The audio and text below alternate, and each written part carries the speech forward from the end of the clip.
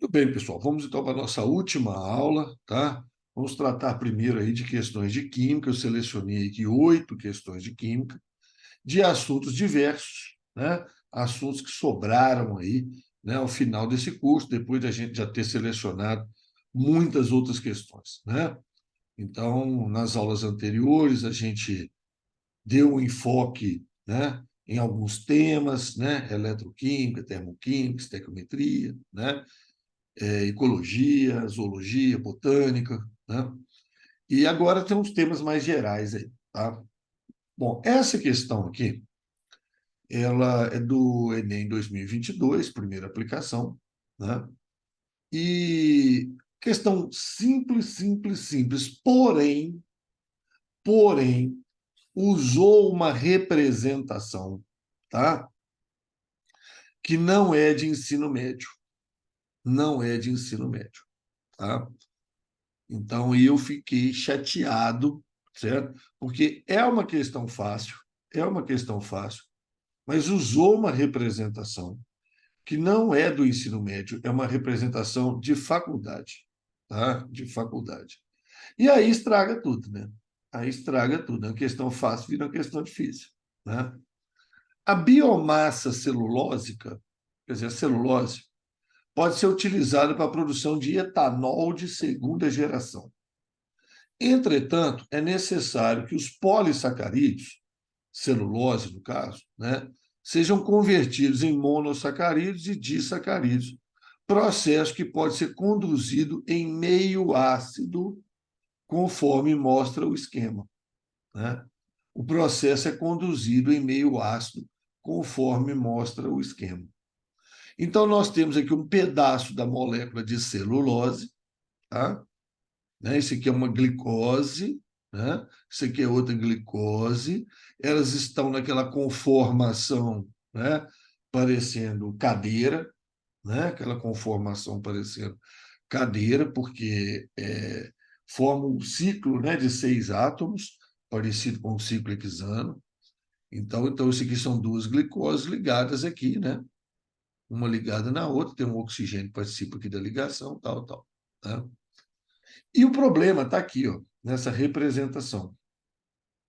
Que essa representação aqui, ó, dá a entender para vocês, tá? Que estão no ensino médio, que foi liberado um H+, tá?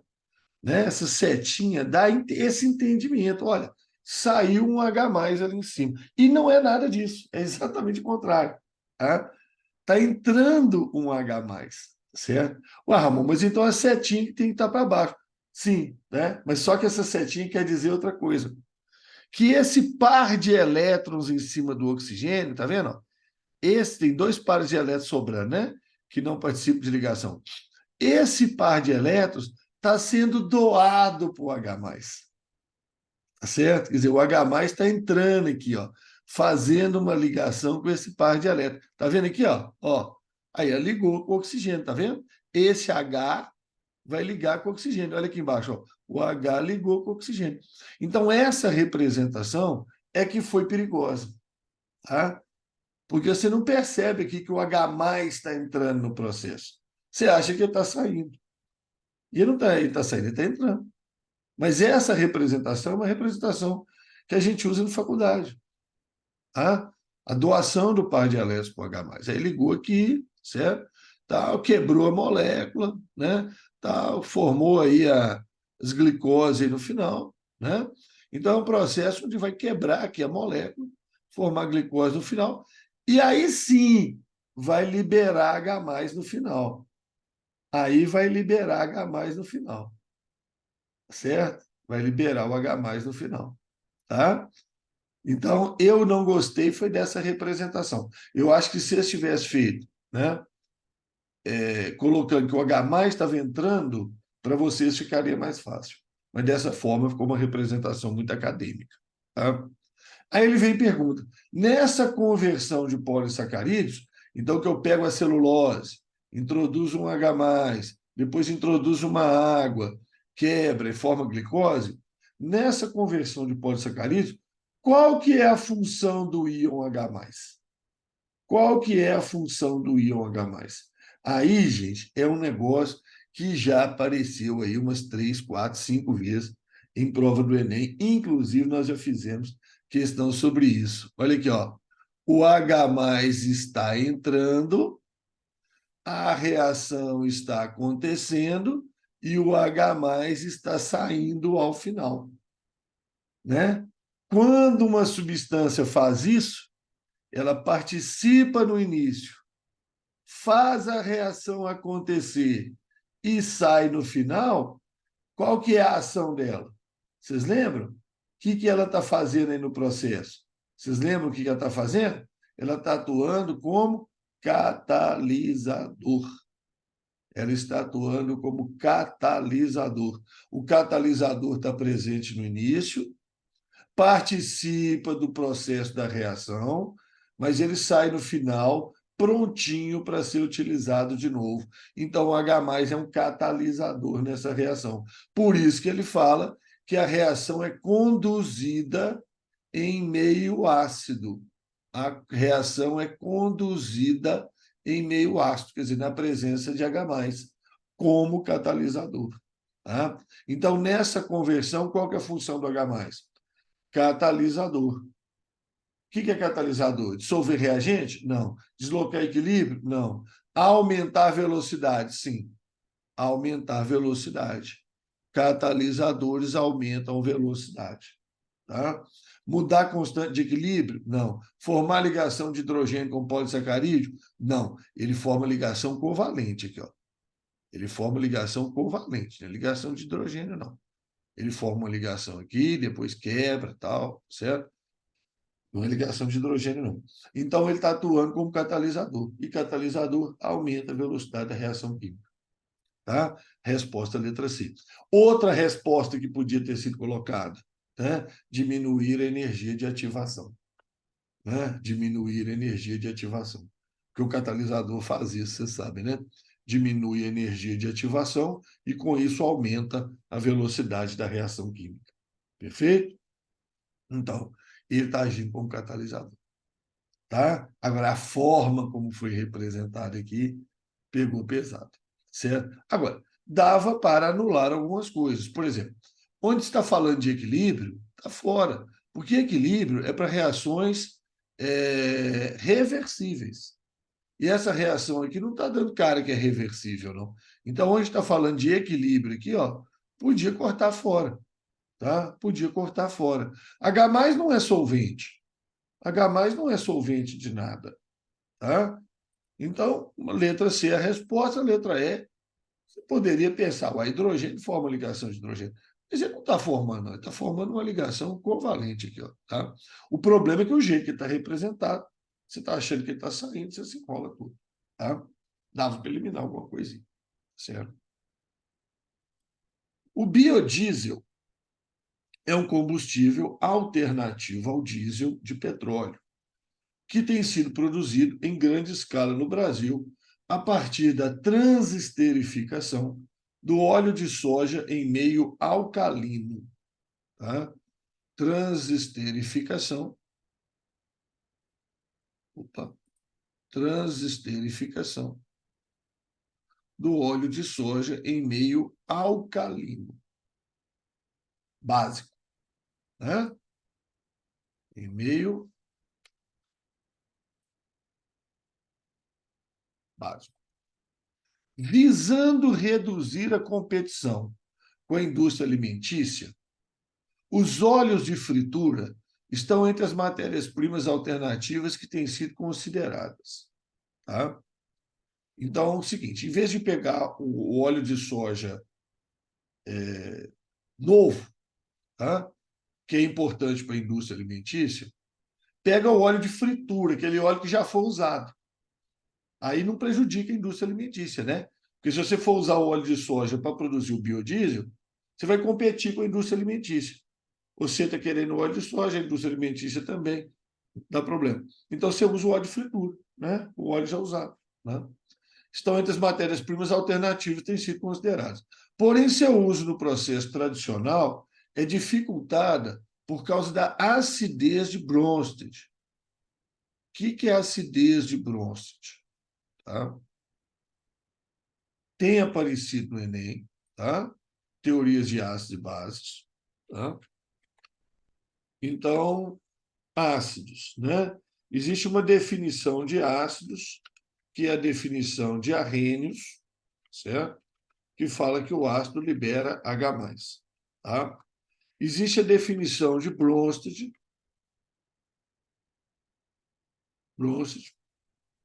que fala que o ácido libera próton, que é o mesmo H+, certo? Mesma coisa. Tá? Só que Arrhenius libera H+ em meio aquoso. Tá? E a reação de Bronsted não precisa ser em meio aquoso. E existe o ácido de Lewis, que recebe um par de elétrons, certo? Recebe um par de elétrons, certo? Os ácidos de Lewis são ácidos que recebem um par de elétrons. Bom, então a definição de Arrhenius ou a definição de Bronsted estão relacionados à liberação de H+. A liberação de H+. Tá? Base, gente, é o contrário, tá? Base de Arrhenius, deixa eu colocar aqui, ó. Bases, tá? Só para vocês terem essa anotação aí. Mas isso é aquele tipo de assunto que, né, é mais no final do ano. Tá? Bases de Arrhenius. Libera OH- em meio aquoso, tá? De Bronsted. Recebe próton H+, e de Lewis doa um par de elétrons. Bom, preocupa muito com isso aqui agora, tá? Mas a ideia é o seguinte: se está falando de acidez de Bronsted, é liberação de H+, liberação de próton. Então, porém, o uso do óleo de fritura no processo tradicional de obtenção do biodiesel é dificultado por causa da acidez de Bronsted desenvolvida durante o processo de degradação do óleo, conforme mostra o esquema genérico, em que R representa um grupamento alquil qualquer. Né? R representa um grupamento alquil qualquer, quer dizer, metil, tá? Etil, né? Um grupamento alquila qualquer. Né? Radical R, né? Radical R, alquil, né? Bom, então olha aqui, ó. Você tem o éster, aqui, ó, C dupla O, isso aqui é o éster, né? Você está usando um ácido carboxílico aqui, ó, C dupla OH, certo? E aí você vai ter aqui o processo de quebra do éster, aqui, ó, quebra do éster, rancidez hidrolítica, quebrada aqui na presença de água, formando esse éster, formando esse ácido. Aqui uma rancidez oxidativa, envolvendo oxigênio, formando grupos aldeído, aqui, ó, aldeído, RC-OH, cetona, RC-OR, ácido carboxílico e alcano. Então, isso aqui grandão é o óleo de fritura, tá? O óleo de fritura, ele pode ser hidrolisado ou oxidado durante o processo, tá? É o triacilglicerol, né, o principal componente de óleos de gordura, gerando esse monte de coisa aqui, certo? Gerando esse monte de coisa aqui, tá? Então, a dificuldade mencionada é gerada pela presença de quê? Peraí, que dificuldade que foi mencionada, né? A dificuldade que foi mencionada é que o processo é dificultado por causa da acidez de Bronsted. O processo é dificultado por causa da acidez de Bronsted. Então, a dificuldade é a acidez de Bronsted. E que é qual desses grupos aqui, ó, é um grupo que é ácido, né, que libera H+, com mais facilidade. Com mais facilidade. Tá? Um grupo que libera H+, com mais facilidade. Qual desses 5 grupos aqui? A, B, C, D e E. Qual que libera H+ com mais facilidade? Olha, em compostos orgânicos, tá? Os ácidos orgânicos,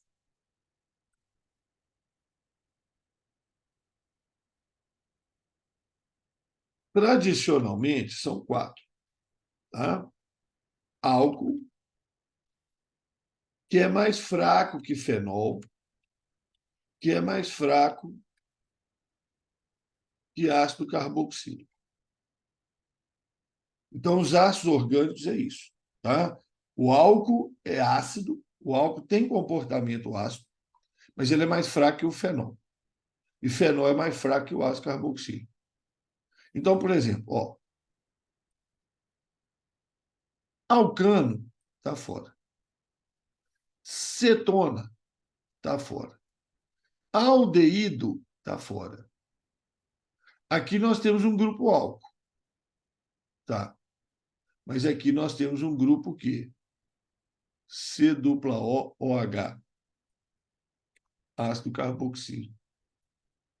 Então, o grupo mais ácido que a gente tem aqui é o ácido carboxílico, liberado aqui, ó, na oxidação desse lado da molécula ou na hidrólise desse outro lado da molécula aqui, ó. Certo? Então, o grupo ácido que eu tenho aqui, o grupo que libera H+, tá? É esse aqui, ó, tá? Que pode liberar esse hidrogênio aqui na forma de H+. O grupo álcool pode, mas ele é muito fraco, tá? Então, dessas opções aqui, quem pode gerar mais dificuldade é o ácido carboxílico, tá? Se você tivesse prestado atenção, tá certo? Sei que é complicado. Se você nunca ouviu falar nisso, é complicado, né? O processo tradicional é dificultado por causa da acidez. Era só pensar nisso aqui, ó. Ah, é dificultado por causa da acidez? É. Desses grupos, então, quem que é o grupo ácido aqui? Pá, o ácido carboxílico. O ácido carboxílico. Se você for chutar, mas lendo, né? Lendo e entendendo o que está sendo falado, né? No enunciado. Você ia chutar na letra A. É onde tem ácido aí. Você conhece o ácido aí, é o ácido carboxílico. Tá? O solvente tetracloroeteno, chamado também de percloroetileno, é largamente utilizado na indústria de lavagem a seco e em diversas outras indústrias, tais como a fabricação de gases refrigerantes. Não é gás de refrigerante, não, tá? Gás de refrigeração, certo? Aqueles que têm atrás de geladeira e ar-condicionado, né? Os vapores desse solvente, tetracloroeteno, quando expostos a elevada temperatura na presença de oxigênio e água, sofrem degradação, produzindo gases poluentes, conforme representado pela equação. Então, aqui, ó, um texto da revista Química Nova na Escola, mais uma vez, né? Chamado lavagem a seco. Está aí o tetracloroeteno, está ele aqui, tetracloroeteno. Na presença de oxigênio e água, ele forma cloreto de hidrogênio gasoso, gás cloro gasoso, monóxido de carbono gasoso, CO2 gasoso. Os produtos dessa degradação, quando lançados no meio ambiente, contribuem para quê? Contribui para quê? Olha, sem querer forçar a barra, tá? Mas olha aqui, esse HCl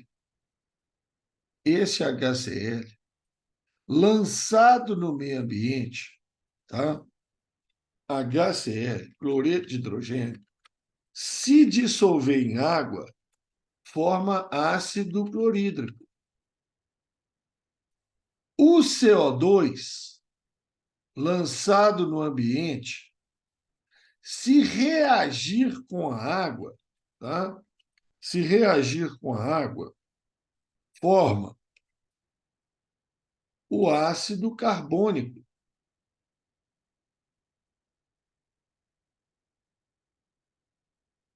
Monóxido de carbono não forma ácido. Cloro é fortemente irritante. Monóxido de carbono prejudica o transporte de oxigênio, né? Monóxido de carbono é aquele que liga em hemoglobina, certo? monóxido de carbono, ele não forma ácido, tá? Mas ele liga na hemoglobina e impede transporte de oxigênio, certo? E o gás cloro é fortemente irritante, tanto que já foi usado como arma química, tá? Fortemente irritante para os olhos, tá? Boca, tá? E vias respiratórias. Fortemente irritante. Queima, cáustico, queima, tá? Então, os produtos dessa degradação, quando lançado no meio ambiente, é um inferno, né? Ah, e o CO2 também, não vamos esquecer que o CO2 também está relacionado com outro problema ambiental, né? Que é o aquecimento global, né? O aquecimento global, certo?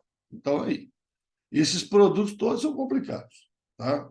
Então, os produtos de degradação, quando lançados no meio ambiente, contribuem para elevar o pH do solo.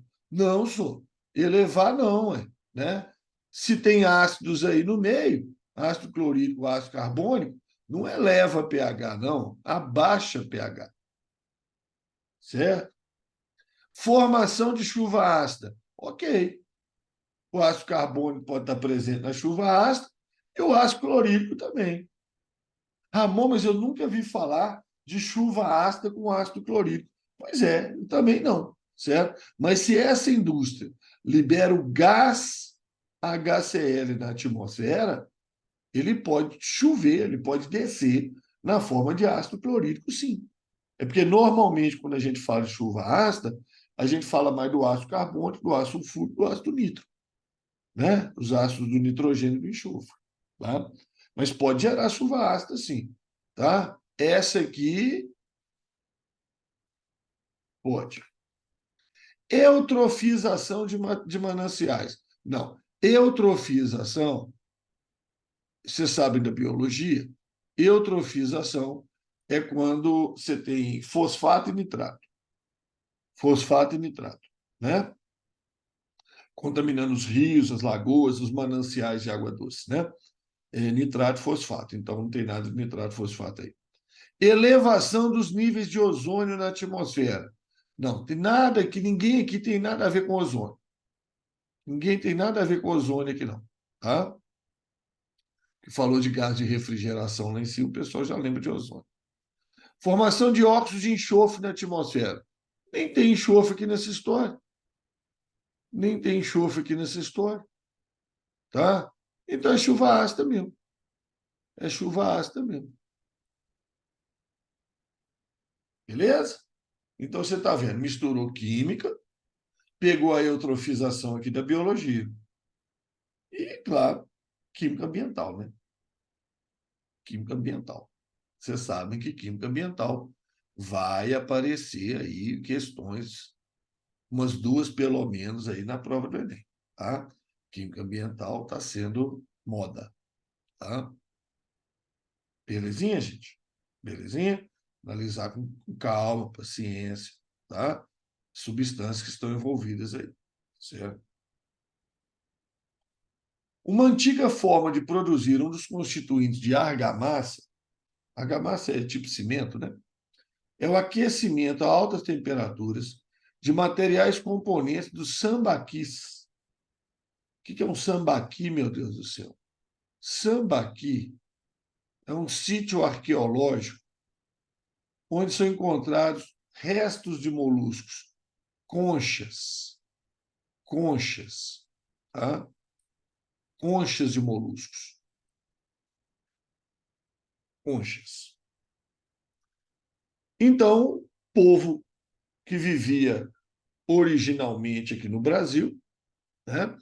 Antes aí da descoberta do Brasil aí, né? Descoberta, né? Entre aspas, né? Do Brasil. Essas populações originárias, o que que eles faziam, né? As que viviam no litoral comiam muitos moluscos e jogavam as conchas tudo no lugar só, certo? Jogavam as conchas tudo no lugar só. Empilhava, né? Tudo num buraco lá no lugar só. E jogava outras coisas lá no meio também, certo? Além das conchas, né? Jogava algumas ferramentas, né, que eles usavam, de pedra, né? Cerâmicas, certo? Então, esses depósitos de sambaquis viraram local de pesquisa arqueológica de artefatos. Tá? Agora, não esqueçamos que as conchas de moluscos são calcárias, né? Carbonato de cálcio. Olha a biologia entrando na química aí. Olha a biologia entrando na química aí. As conchas são calcárias, né? Corais também, carbonato de cálcio. A decomposição térmica da principal substância desses sítios arqueológicos, ou seja, a decomposição térmica do calcário, tá? Decomposição térmica, aquece fortemente, tá? Resulta na formação de dois compostos apenas. Dois compostos. Um óxido sólido e um óxido gasoso. Aí, meus queridos, se a sua química anda em dia, tá? Você já deve ter visto essa reação várias vezes. Várias vezes. Porque o óxido sólido, tá? É o óxido de cálcio, cal. E o óxido gasoso é o CO2. Isso é uma reação manjadíssima. Manjadíssima. Ah, nunca vi falar. Então tá ouvindo agora, guarda pelo amor de Deus. É uma reação manjadíssima, tá? CaO mais CO2 dá lá o CaCO3. Né? O calcário, quando aquecido, forma cal virgem e gás carbônico. É o processo de produção de cal. Né? É o processo de produção de cal, que é usado na fabricação de cimento. Tá? Um deles é um óxido sólido, o outro é um óxido gasoso. A reação do primeiro com a água resulta na formação de hidróxido de cálcio. Ah, acabou de confirmar para você. Ó, né? Reação do CaO com a água vai dar CaOH2, hidróxido de cálcio. Enquanto que a reação do segundo, que é o CO2 com a água, falei agora há pouco, né? Vai dar o quê? O ácido carbônico, aquoso. A fórmula da principal substância encontrada no sítio arqueológico, então, né? Carbonato de cálcio. Carbonato de cálcio. Certo? Carbonato de cálcio. Forma o óxido de cálcio, o CO2. Soma lá, CaO com CO2, CaCO3. Manjado, viu? Reação manjada. Esse negócio de calcário, carbonato, substância famosa, aparece aí toda hora. Tá? Aparece aí toda hora. Beleza? Certinho? O ácido sulfúrico, H2SO4, é um dos ácidos mais utilizados em indústria e laboratório. O resíduo ácido gerado pelo seu uso pode provocar sérios danos ao meio ambiente. Em laboratório, gerou-se uma grande quantidade de resíduo ácido a partir do ácido sulfúrico, qual necessita ser neutralizado para o seu descarte. O técnico desse laboratório tem à sua disposição 5 substâncias. Blá, blá, blá, blá, blá, blá, blá, blá, blá. Qual dessas substâncias é adequada para realizar esse tratamento? Então, voltamos naquele assunto daquela aula, deixei essa aí de fora, né? Sobre acidez e basicidade de compostos. Lembra? Então, nós temos o CaO, o K2SO4, o NaHSO4, o CH3CH2OH e o C5H9CONH2. Certo? Temos toda essa turminha aí. Vamos avaliar cada um. Bom, óxido de cálcio. Isso aqui é a substância básica. Né? Acabei de falar dela aí na questão anterior. É o CaO, óxido de cálcio. Na presença de água, forma hidróxido de cálcio. Né? origina o CaOH2, né? Então, é uma base. K2SO4 vem do potássio e do ácido sulfúrico. Potássio é hidróxido de potássio, né? Hidróxido de potássio, base forte. SO4 é o ácido sulfúrico, ácido forte. Forte com forte, né? Lembra? Forte com forte. Base forte, base de coluna 1 da tabela periódica. Deixa eu colocar aqui embaixo. Base de coluna 1 da tabela periódica. Potássio. Potássio. Base de coluna 1A. Base forte. SO4 vem do ácido sulfúrico, ácido forte. Base forte mais ácido forte. Solução resultante, neutro. Sal neutro. Mesma coisa aqui embaixo. Sódio vem do hidróxido de sódio. Base forte. HSO4 vem do ácido sulfúrico. Ácido forte. Resultado, sal neutro. Isso aqui é um álcool. Que eu acabei de falar agora há pouco, que é um ácido muito fraco. Lembra? Um ácido muito fraco. Isso aqui é uma amida. A amida ela é resultado da reação de um ácido carboxílico com uma amina. Tá? Ela vem de um ácido carboxílico mais amina. O ácido carboxílico é ácido, a amina é base. Então, as amidas são neutras. Então, se eu tenho que neutralizar ácido sulfúrico, se eu quero neutralizar o ácido sulfúrico para fazer o descarte, eu tenho que usar uma substância básica. A única substância básica que eu tenho é o óxido de cálcio. É o óxido de cálcio. Gastava nem de fazer estudo. Gente, óxido de cálcio, tá? Óxido de cálcio, reação com a água, hidróxido de cálcio, isso é famosíssimo. Não tem nem que pensar duas vezes, não. Isso é famosíssimo, tá? Hidróxido de sódio, hidróxido de potássio, tá? Bases fortes, tá?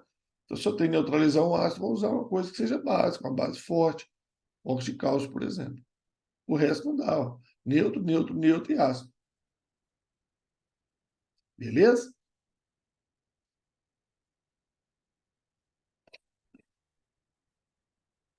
O aluno já olha isso aqui e já fica doido, né? A icterícia, popularmente conhecida como amarelão ou tiriça, é uma patologia, uma doença frequente em recém-nascidos. Um bebê com icterícia não consegue metabolizar e excretar de forma eficiente a bilirrubina. O que acontece? O feto, ele tem 7 milhões de hemácias por milímetro de sangue, milímetro cúbico. Isso é um excesso de hemácias. Ele tem que ter 7 milhões para roubar o oxigênio do sangue da mãe. Mas depois que ele nasce, ele não precisa de 7 milhões, ele vai cair para 4,5, 5. Então, o excesso de hemácias, 7 milhões aí, 2 milhões a mais aí que tem, vai ser destruído e a hemoglobina vai virar bilirrubina. A hemoglobina vira bilirrubina. E a bilirrubina tem que ser excretada. Ela tem que ser excretada, ela tem que ser eliminada. A bilirrubina não pode ficar no organismo, tá? Ela tem que ser excretada. Ela sai pelas fezes e pela urina. Mas se o menino tiver um excesso, tá? Se o menino tiver um excesso de bilirrubina, ele fica amarelado, tiriça, né? Com isso, o acúmulo dessa substância deixa com a pele amarelada. A fototerapia, a fototerapia é uma terapia com luz, é um tratamento da icterícia neonatal, quer dizer, recém-nascido, que consiste na irradiação de luz no bebê. Na presença de luz, a bilirrubina é transformada no seu isômero lumirrubina, que, por ser mais solúvel em água, é excretado pela bile, e sai pelas fezes, ou pela urina. A imagem lúcida que acontece. Então, está aqui, a bilirrubina. É chato, né, que ele é lido da direita para a esquerda, né? Gostei disso não, tá? Gostei dessa representação não, porque eles copiaram desse texto aqui, eles deviam ter invertido. A bilirrubina está lá, ó. né, no organismo do indivíduo. Não é suficientemente excretada pelo recém-nascido. Eu vou irradiar ela, tá? Com a radiação luz de 400 a 500 nanômetros, tá? De 400 a 500 nanômetros, certo?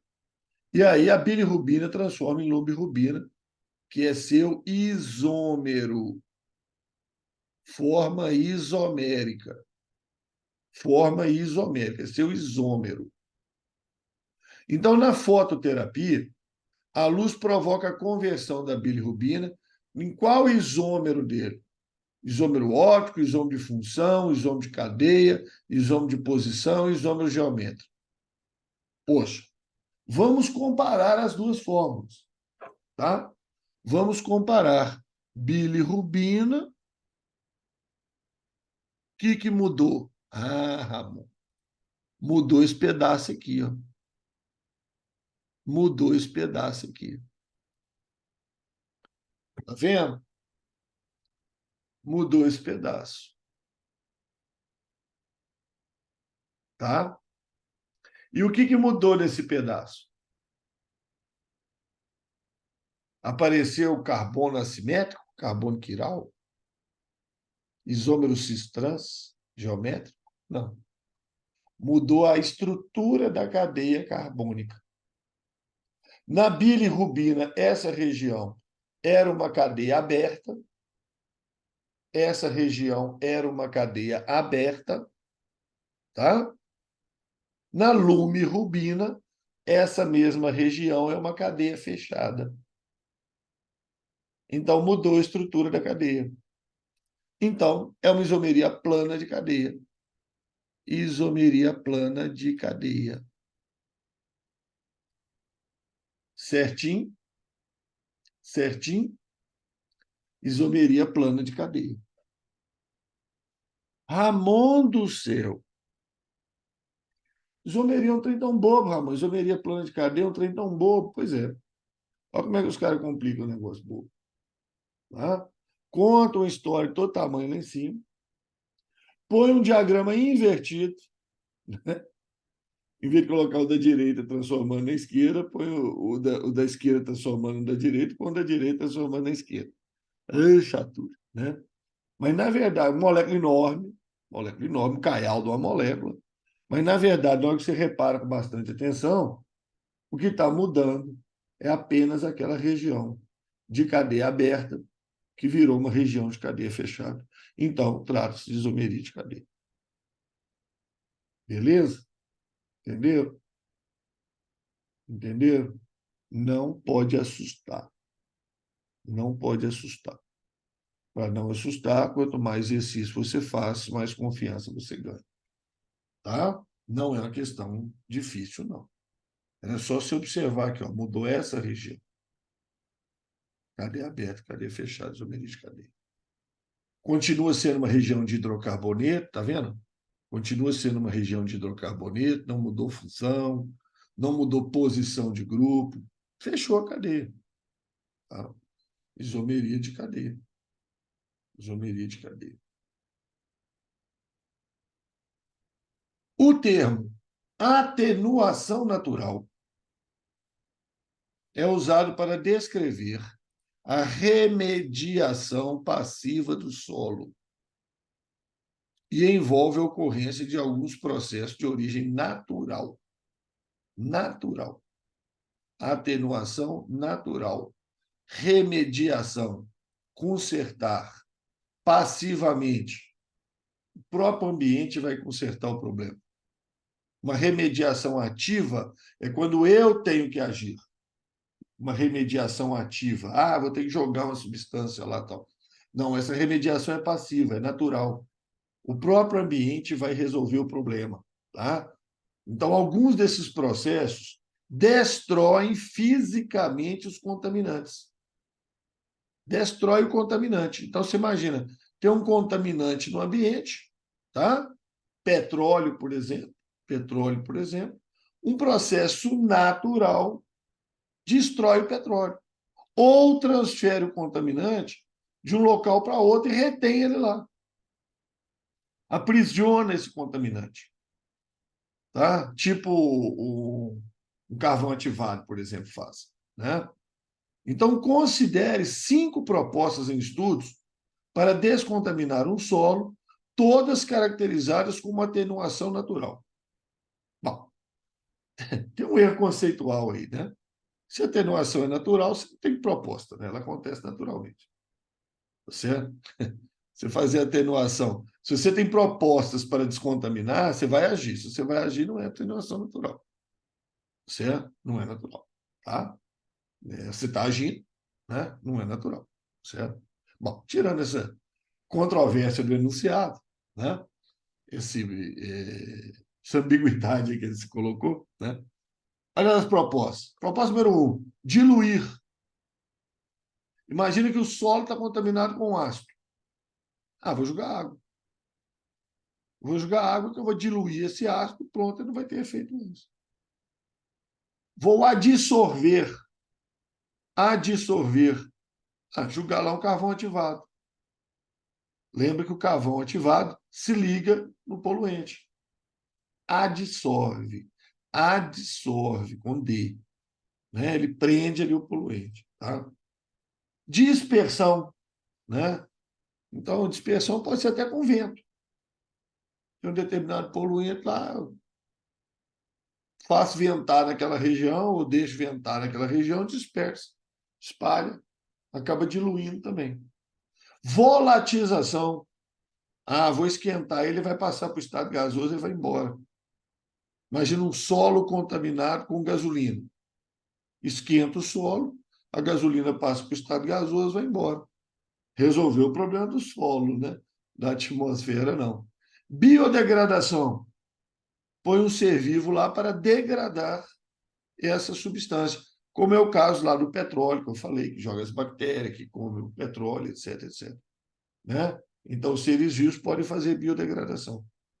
E tem ser vivo na natureza que faz isso, não precisa colocar, não, ele já faz isso. Dentro de rios, lagoas, tem micro-organismos que são biodegradadores. Tá? Então, degradam a substância.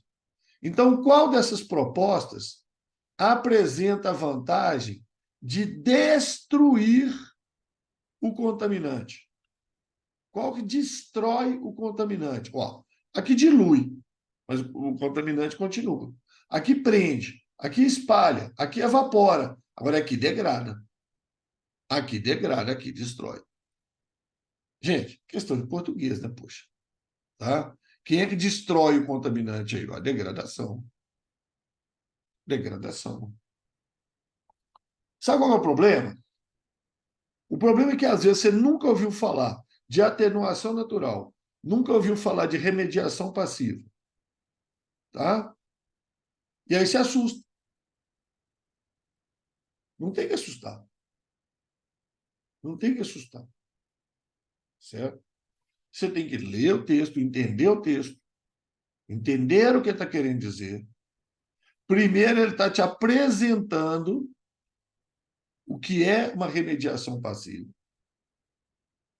Depois, ele está te apresentando processos de remediação passiva, palavras que você conhece, qual que destrói o contaminante. Ah, destruir, degradar. Proposta assim.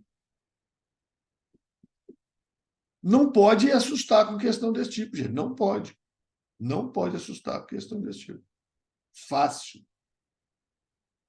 Fácil. Não pode errar. Tá? A figura ilustra esquematicamente um processo de remediação de solos contaminados.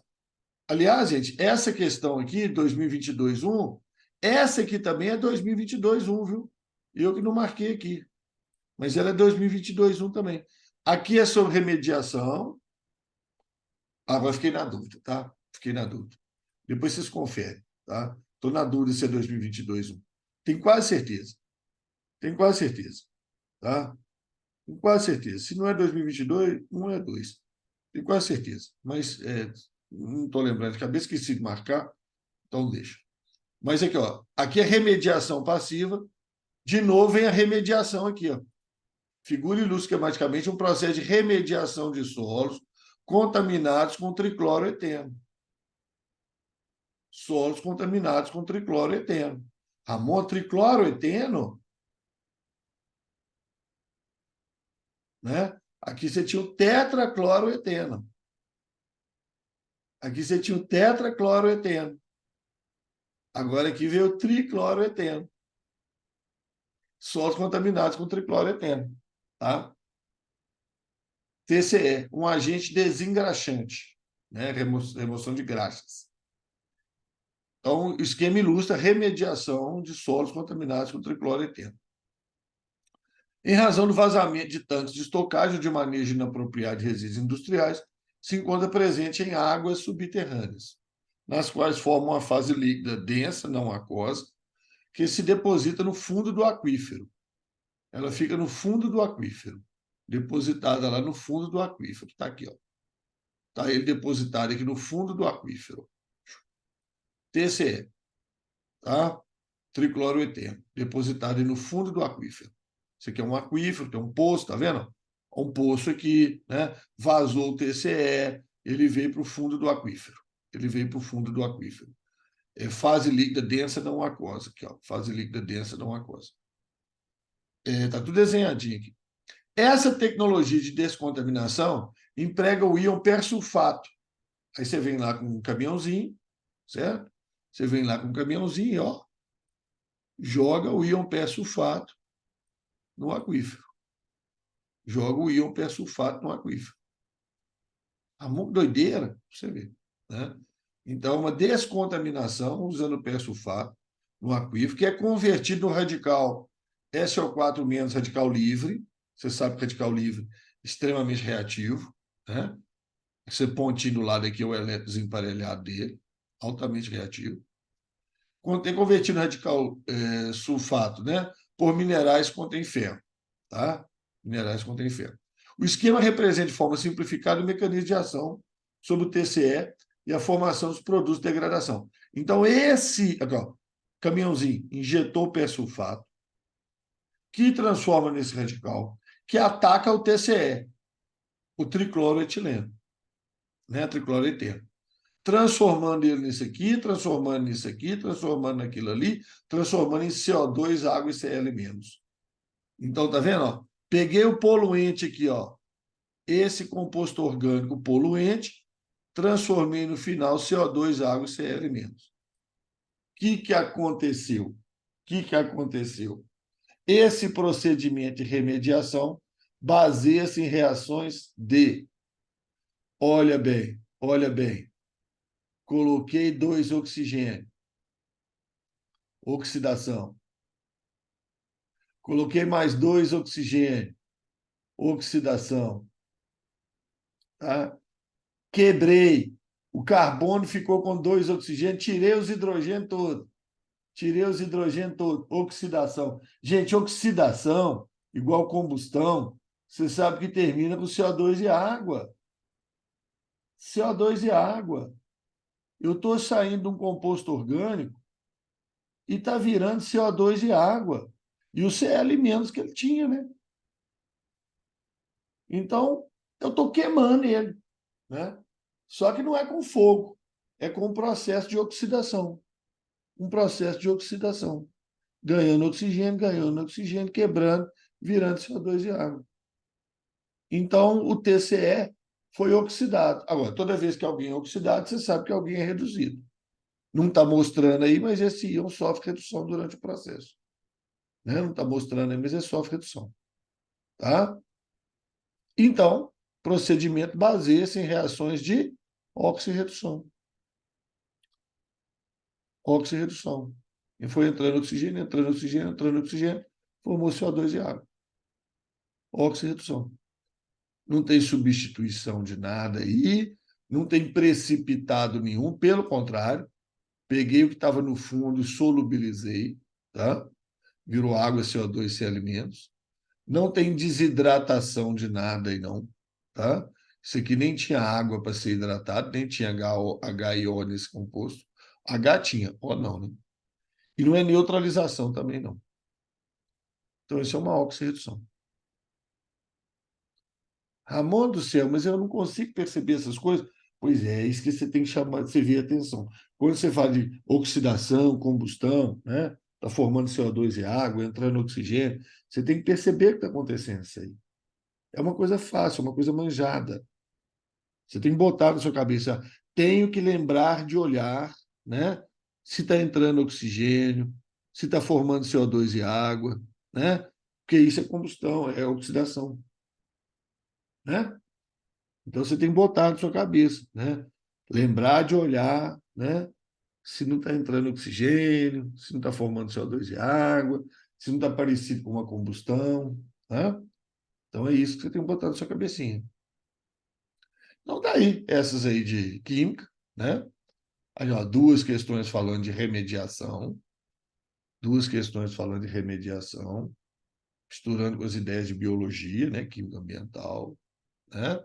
Isomeria, ácidos e bases e carbonatos, óxido de cálcio, não sei o quê, né? Acidez de compostos, ácido carboxílico, né? E essa doidona aqui do catalisador, né? Agora vamos para a biologia. Biologia costuma ser mais tranquilo, né? Vamos lá. Diversas substâncias são empregadas com intenção de incrementar o desempenho esportivo de atletas de alto nível. Então, aumentar o desempenho esportivo é doping, certo? É doping. Existem vários tipos de doping, tá? Existem vários tipos de doping, tá bom? Então, por exemplo, anfetaminas, tá? Anfetaminas. Elas aumentam o batimento cardíaco e melhoram o transporte, então, de oxigênio, certo? Anfetaminas. São parecidas com a adrenalina, tá? Semelhante à adrenalina. Você tem doping de anabolizantes, aumentar a massa muscular, certo? Anabolizantes. Então, tem esporte. O sujeito precisa correr rápido, não sei o quê, parará, parará, parará. Corrida de 100 metros, futebol, certo? Tal, anfetamina. Tem esporte que é força, resistência, levantamento de peso, certo? Natação, né? Anabolizante, tá? Existem substâncias, tá? Que reduzem o batimento cardíaco. Ué, Ramon, mas isso é ruim. Isso é ruim, né? Reduzir o batimento cardíaco é ruim, tá? Uma das substâncias que faz isso é o propranolol. Propranolol. Depois olha direitinho como é que escreve ali, mas acho que é isso mesmo. Propranolol, certo? O propranolol, ele reduz o batimento cardíaco, tá? E reduz as vibrações do batimento do coração, melhorando a mira de atiradores. Olha que doideira. Pessoal que é Olimpíada, né? Tem que tiro com carabina, não sei o quê, arco e flecha, tá certo? Então, na hora que o cara vai fazer um tiro, né? Tiro de pistola, não sei o quê, 50 metros, né? Qualquer vibração no organismo, ele erra o tiro. Então, se ele usa um medicamento que reduz o batimento cardíaco, vai ter menos vibrações no organismo, entendeu? O tempo entre um batimento cardíaco e o outro aumenta.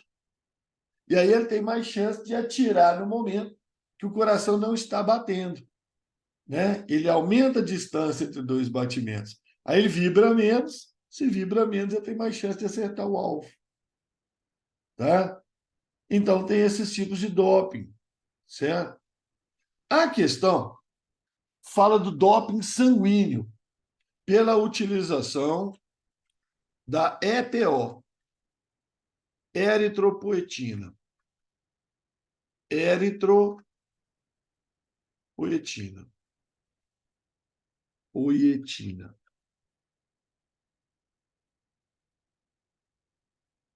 Éritro vem de eritrócitos, glóbulos vermelhos.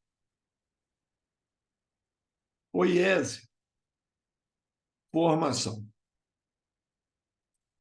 Então, a eritropoetina estimula a formação de glóbulos vermelhos.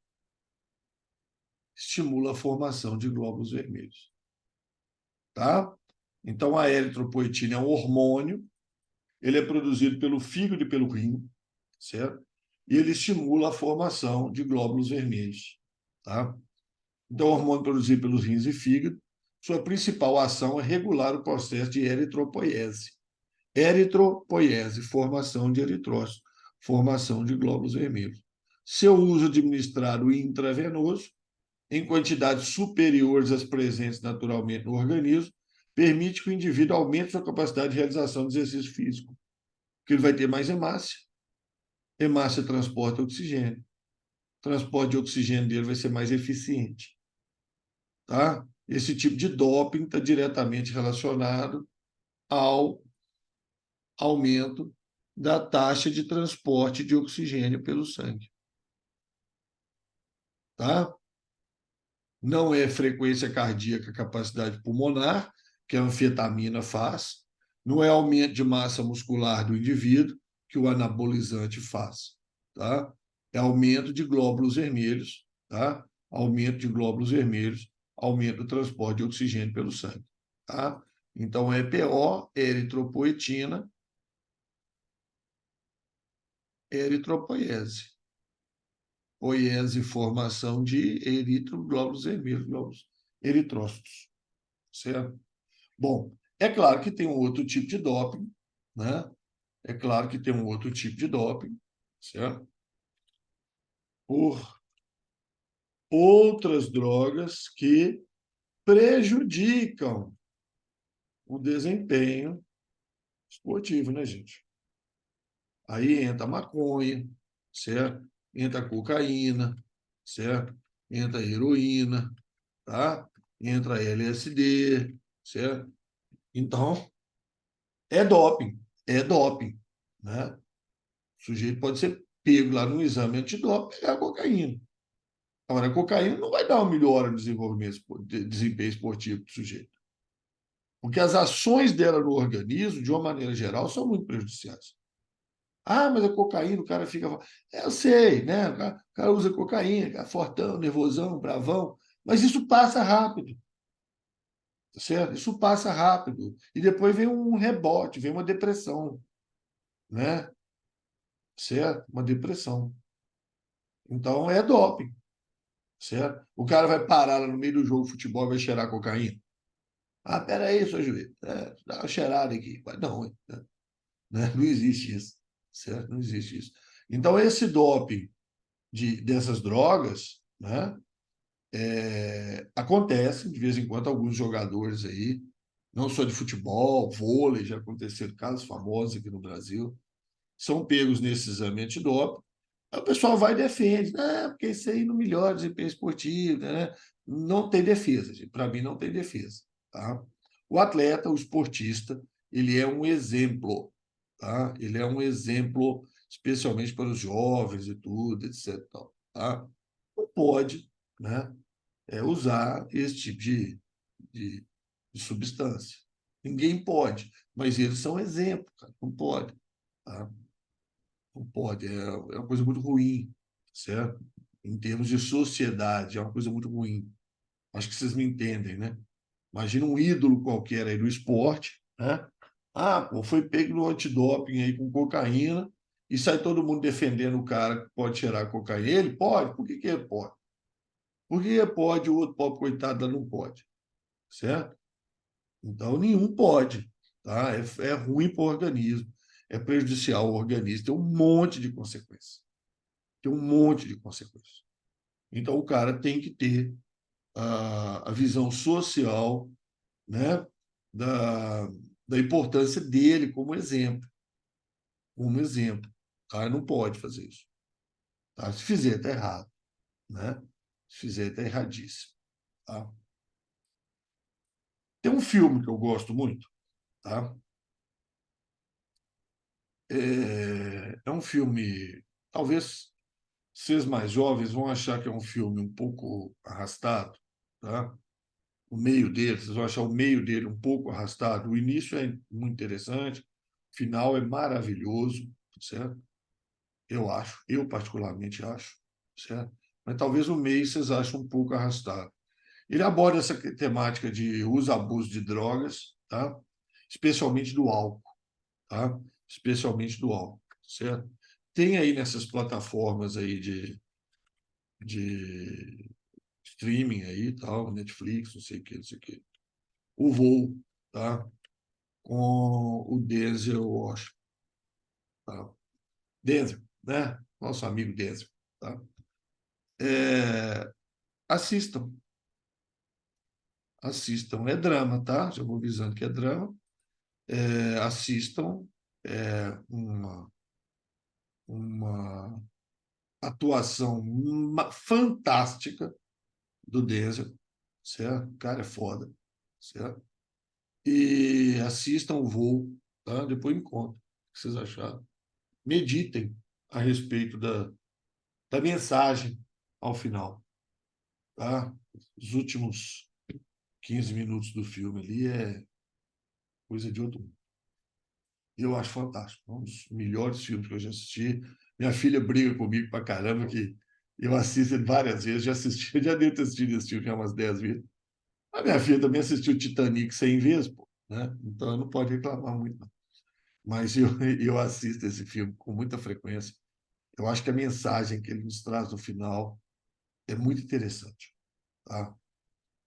E fala sobre essa questão dessas outras drogas aí, incluindo o álcool, tá? Incluindo o álcool.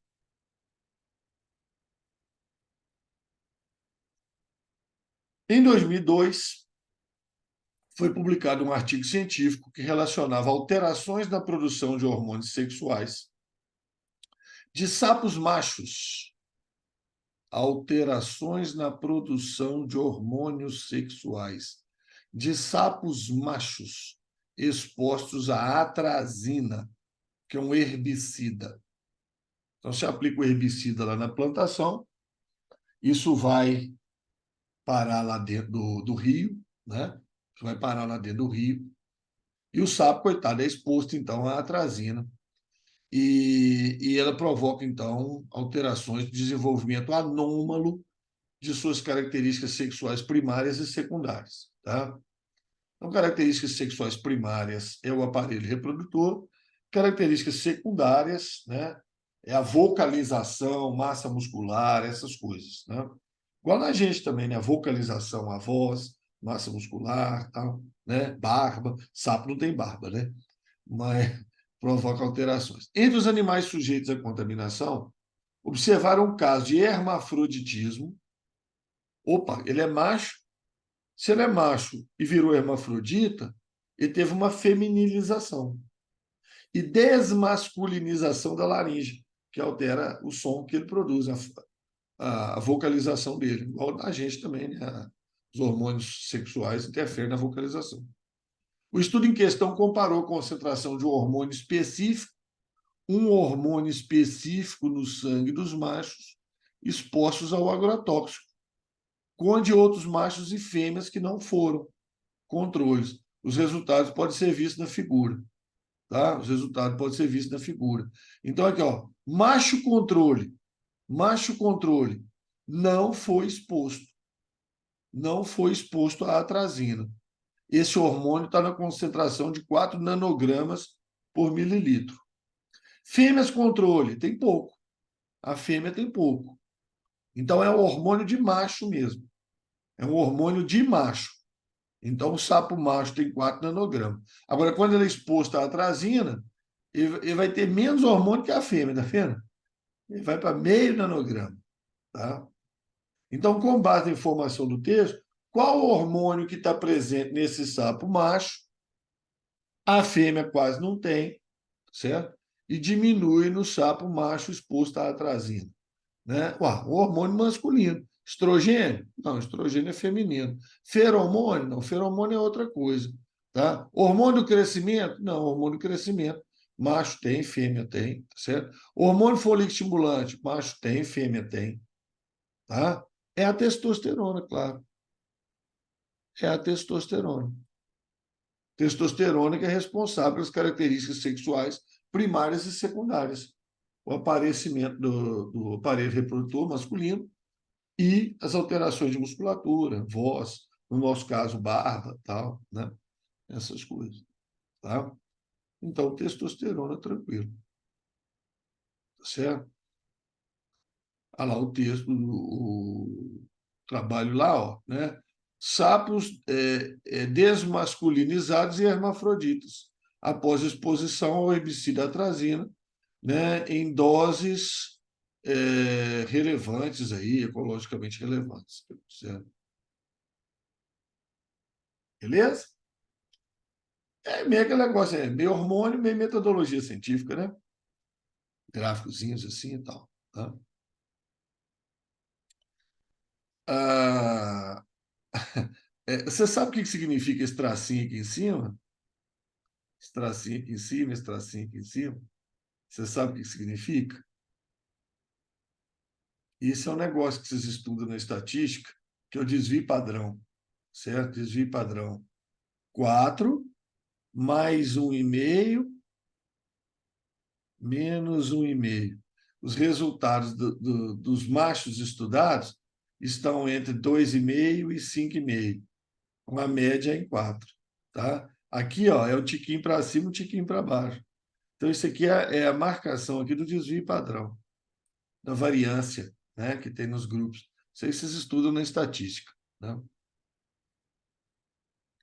As células da epiderme da folha, da Tradescância pálida purpúrea, uma herbácea popularmente conhecida como trapoeraba roxa. Trapoeraba roxa é uma plantinha roxa, umas folhinhas mais compridas, é uma monocotiledônea, tem umas folhinhas mais compridas, é muito comum aí em jardim, jardim da vovó, cemitério tem demais, né, por causa da cor roxa dela, certo? Tem bastante. Então, as células contêm um vacúolo grande, onde se encontra o pigmento arroxeado, da cor arroxeada desse tecido. Então, coloquei aqui do lado uma foto, tá? Coloquei, isso aqui não estava na prova, né? É uma foto da epiderme, inclusive tem uns estômatos aqui, ó, né? Aquelas aberturas de troca gasosa, e algumas células, então, aqui arroxeadas, né? Então, você vê que o vacúolo toma conta da célula quase inteira, né? Então, o experimento, um corte da epiderme da trapoeraba roxa, foi imerso em ambiente hipotônico. Hipotônico, menos concentrado. Menos concentrado. E logo em seguida foi colocado numa lâmina observada no microscópio.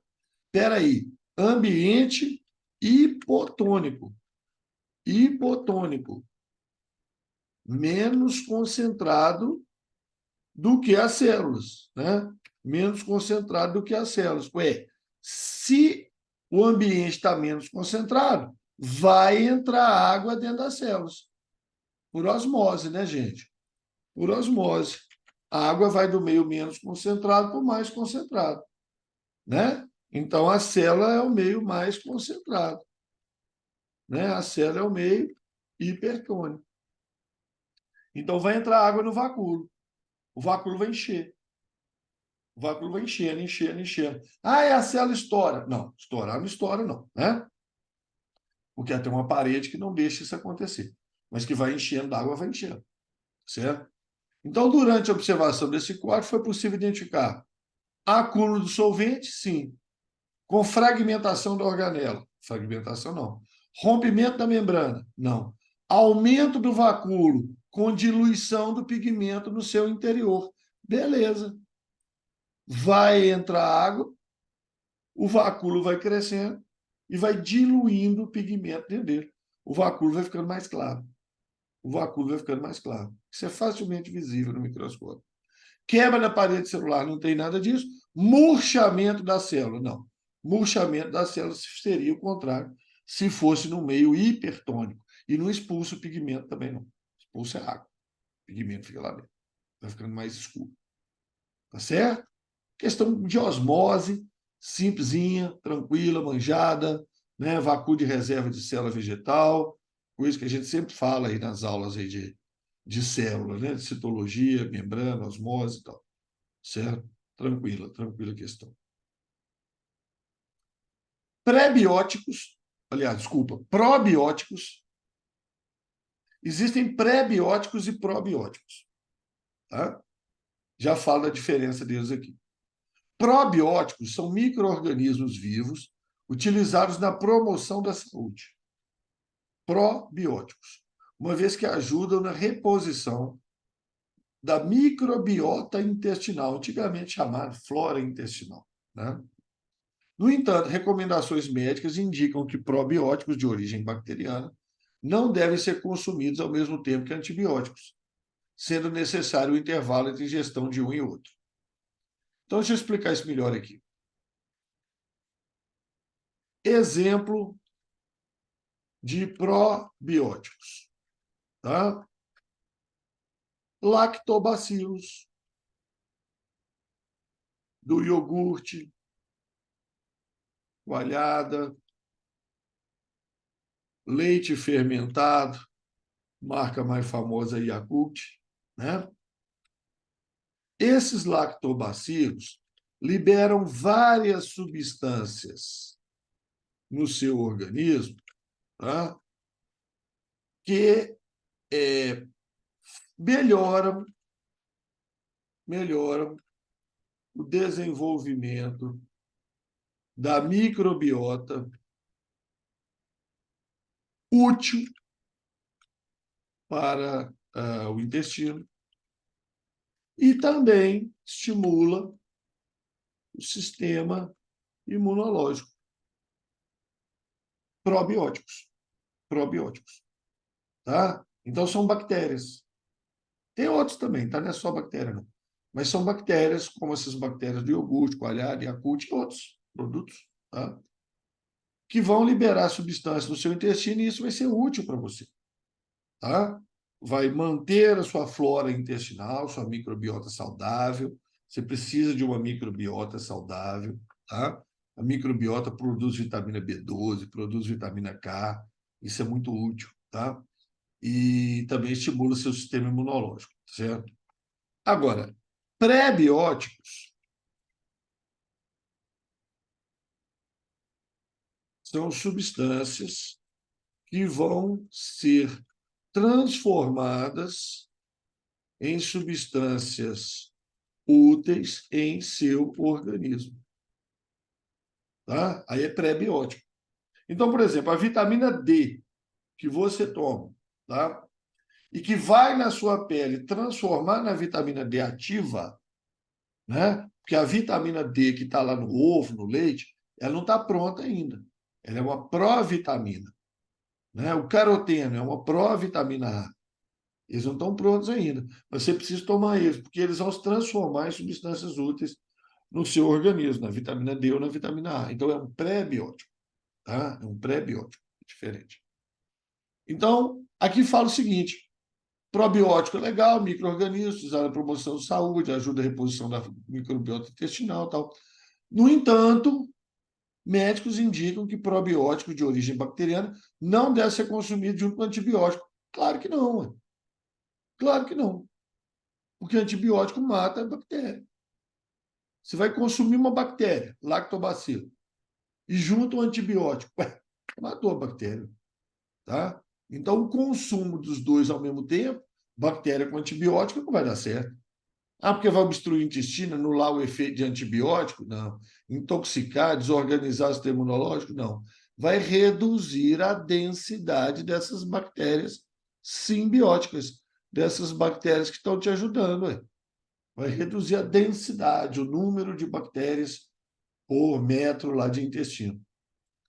certo? Reduzir a densidade populacional, tá, gente? Acho que até faltou um populacional aí, né? Seria bom aí ter colocado um populacional. Reduzir a população de bactérias simbióticas. Claro, né? Como é que você vai tomar uma bactéria que vai te ajudar e junto com ela vai tomar um antibiótico que mata a bactéria? Bah, não vai dar certo, não. Certo? Não vai dar certo. É uma questão muito fácil, muito tranquila, tá? Questão muito tranquila aí. Essa questão aqui, eu acho uma piada essa questão de 2020, primeira aplicação. Isso é matemática, gente. Isso não é biologia, não. Né? Pô, prova do Enem já tem 45 questões de matemática. O cara vai e me bota uma no meio da prova de biologia. Ah, que isso? Falta noção, né? Falta de noção. O eletrocardiograma é um exame cardíaco que mede a intensidade dos sinais elétricos advindos do coração. A imagem representa o resultado típico obtido em um paciente saudável e a intensidade do sinal, né? Intensidade do sinal em função do tempo. Bom, vocês não precisam ser especialistas em coração, mas você sabe que cada morrinho desses aqui é um batimento cardíaco. Cada subidinha dessas aí, chamado complexo QRS, cada subidinha dessas aí, né, é um batimento cardíaco, certo?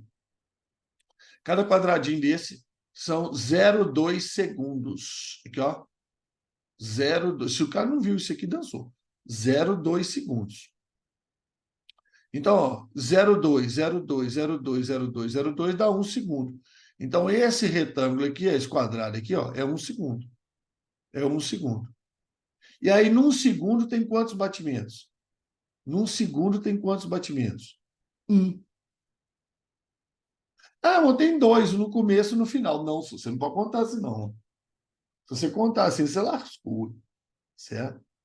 Porque esse batimento aqui, ó, é para esse segundo. Esse batimento aqui é para o próximo. Esse batimento aqui é do próximo. Esse batimento aqui é do próximo. Se você achar que esses dois batimentos aconteceram no mesmo segundo, então aqui não teve batimento nem aqui, né? Não, tá? Então você tem que imaginar assim, ó, qualquer coisa, você desloca o quadrinho um pouco, né? Você desloca o quadrinho, faz assim, ó, certo? Pronto aí, ó, tá? Nesse segundo teve um batimento. No próximo segundo, 5 quadrinhos de 0,2, né, gente? 5 vezes 0,2. No próximo segundo vai ter outro batimento, certo? Então, às vezes você põe assim, fica mais fácil entender, né? Então, aqui, ó, teve um batimento nesses 5 vezes 0,2, que dá 1 segundo. Então, um batimento por segundo. Um batimento por segundo. Então, de acordo com o eletrocardiograma, qual o número de batimentos por minuto? Se é um batimento por segundo, o minuto tem 60 segundos, 60 batimentos por minuto. Não é não? Se tem um batimento por segundo e 60 batimentos no minuto. 60 batimentos por minuto. Pelo amor de Deus, né? Pois na própria biologia, poxa, né? Aí não, né? Aí não. Aí virou matemática, certo? Aí virou matemática. Mas muita gente interpretar esse negócio errado. Mas está interpretando matemática errado, não é biologia. Certo? Você está interpretando um gráfico errado. Isso é matemática. Isso não é biologia. Então, assim, pô, já tem 45 questões de matemática, né? Aí, na hora que eu falo, não me aparece um professor de matemática andando aqui atrás de mim, né? Para você ver como é que a coisa é complicada, né? Então, já tem 45 questões de matemática no Enem. E ainda tem que botar mais uma questão de matemática aqui na prova de biologia? Pelo amor de Deus, né? Não precisa disso não, né? Não tem necessidade, não, tá? Deixa eu dar uma paradinha aqui, só um segundinho. Coincidência, né? Falando de matemática, a patroa chega aí, né? A patroa chega aí na hora, coincidência danada. Certo? Só um minutinho, tá, gente? Deixa eu continuar aqui, então. Ah, voltou aí a gravação, voltou, tudo direitinho. Essa questão de evolução, tá? Bacana demais, tá certo? Bacana demais, mas eu achei que o desenho ficou meio pobre, né? Esse desenho ficou meio pobre, ficou meio feio, tá? Vamos com calma. Uma população, momento A, sofre isolamento em duas subpopulações, momento B. Então, apareceu aqui, ó, mais ou menos aqui, deixa eu ver onde que é. Mais ou menos aqui, né? Apareceu uma barreira geográfica, tá vendo? Apareceu uma barreira geográfica, separando a população nesse pedaço pequeno e nesse pedaço grande aqui, ó. Uma barreira geográfica, um isolamento. Um isolamento, tá? Isolamento, tá? Então apareceu algum rio, sei lá, tá? Uma coisa se formou aí, um isolamento. Separou em B e C. Passado um tempo, por um fator de isolamento I, um rio aí, por exemplo, tá?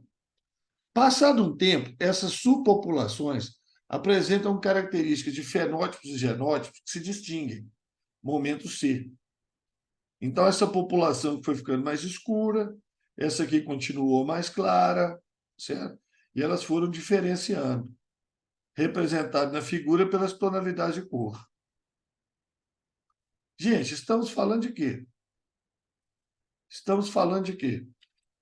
Estamos falando de especiação, tá?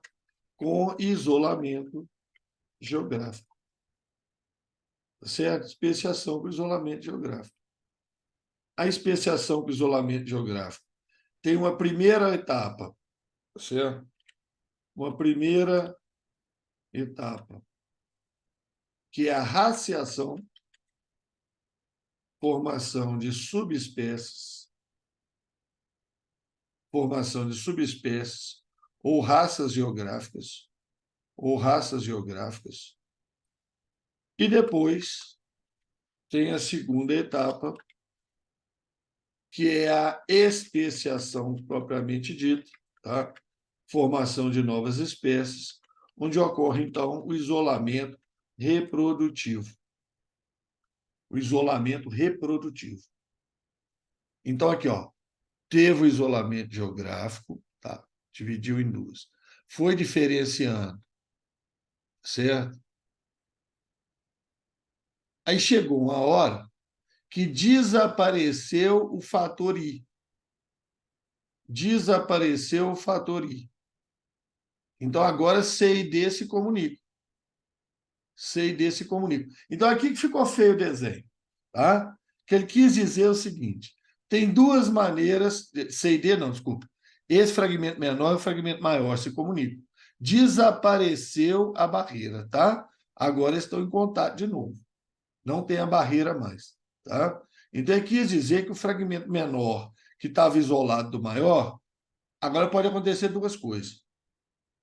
Ou acontece D1, em que eles permanecem isolados do ponto de vista de genótipos e fenótipos. Ué, se eles permanecem isolados do ponto de vista de genótipos e fenótipos, é que apareceu o isolamento reprodutivo. Apareceu o isolamento reprodutivo. Então, aqui em D1, tá? Eu tenho duas espécies.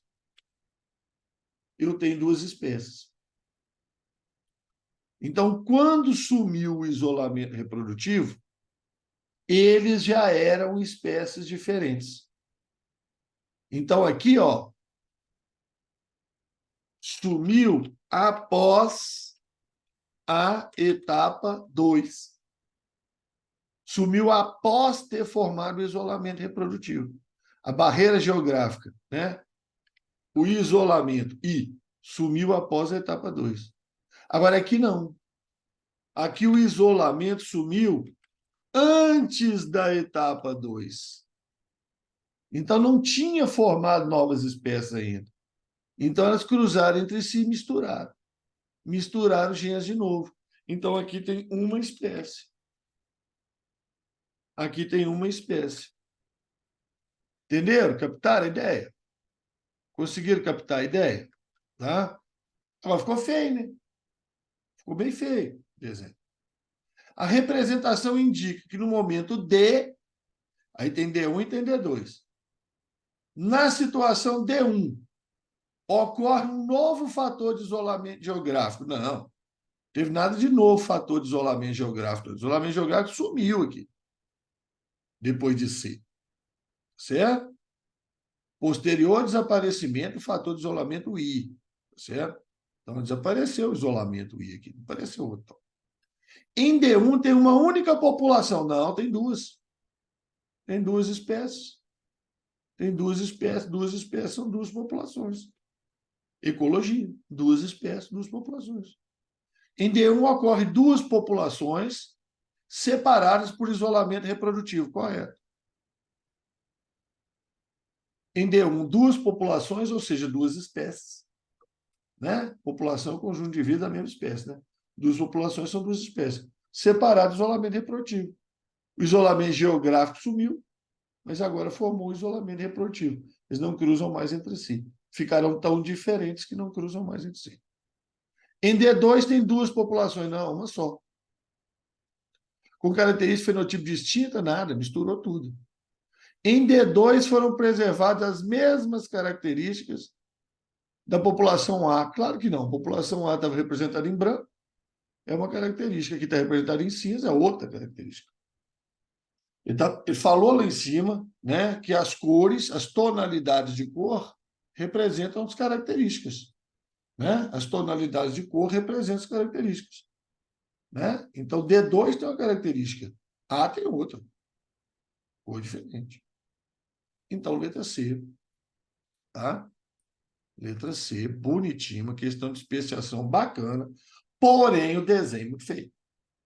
O desenhozinho merecia uma coisinha melhor. Certo? Pois gasta tanto espaço para fazer as bobagens na prova do Enem, podia ter feito um desenhozinho melhor aí. Questão 18.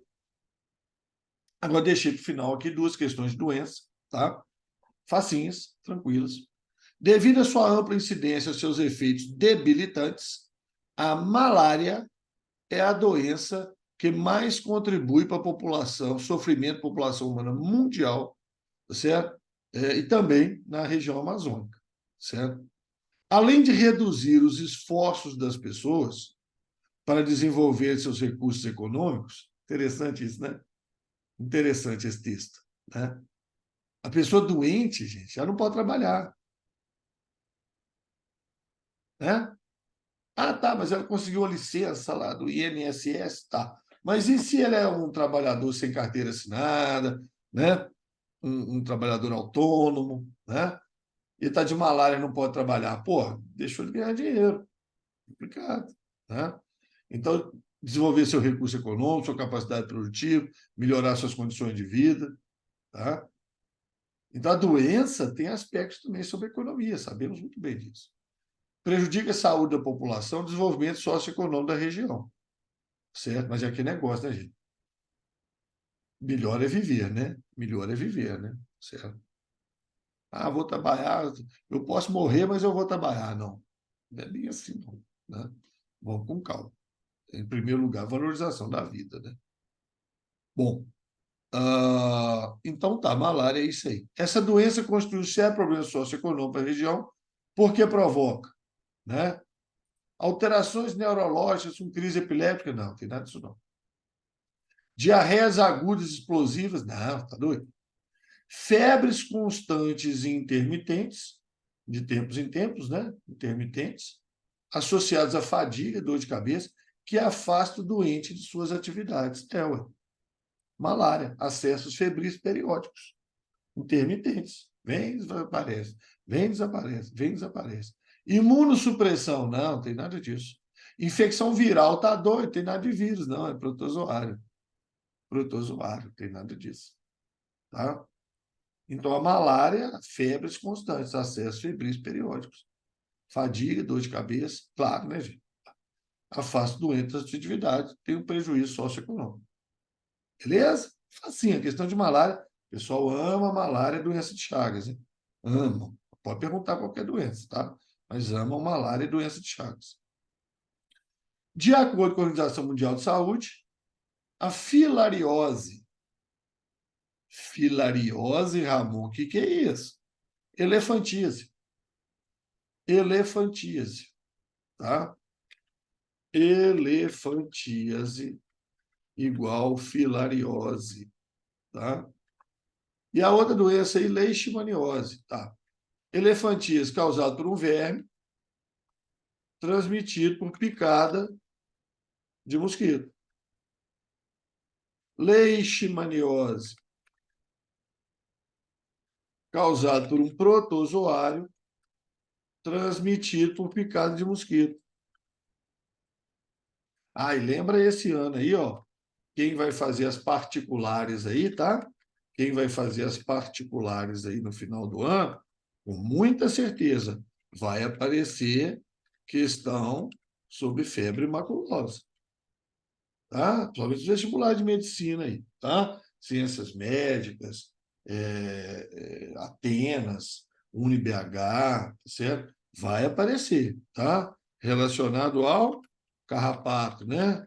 Carrapato estrela, certo? Né? Causado por uma bactéria, né? Mas é transmitido pelo carrapato, tá certo? Então, fica esperto, tá? Fica esperto aí que isso vai aparecer.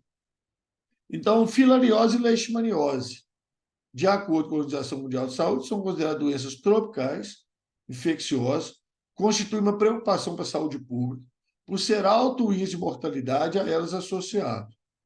Uma medida profilática comum a essas duas doenças é o quê? Ué, as duas são transmitidas por picada de mosquito. As duas, né? Então, incineração de lixo orgânico? Não. Ah, mas o lixo, mosquito prolifera no lixo, mais ou menos, né, gente? Mosquito de elefantíase é dentro da água parada, né? Não é no lixo, não, certo? Ah, mas no lixo pode ter água parada? Tá, tudo bem. Mas o certo é incinerar, né? Lixo orgânico, o certo é compostagem, fazer adubo, essas coisas, né? Rede de esgoto, nada a ver, tá certo? Vermífugo, nada a ver, tá? Ah, mas é um verme. É, mas é um verme do sangue, né? Não é um verme de intestino, não. Controle das populações dos vetores. Controle dos mosquitos transmissores. Tá certo? Consumo de carne vermelha, irmão. Isso aí é tênis. Tênis aginado, né? Tênis aginado. Beleza? É controlar os vetores. Quem são os vetores? Os mosquitos. Ué. São doenças transmitidas por mosquito. Não, controlar os mosquitos. Medida profilática. Medida preventiva. Tá? Medida preventiva. Certíssimo? Beleza? Deixa eu parar aqui a gravação e vou conversar um tiquinho, tá?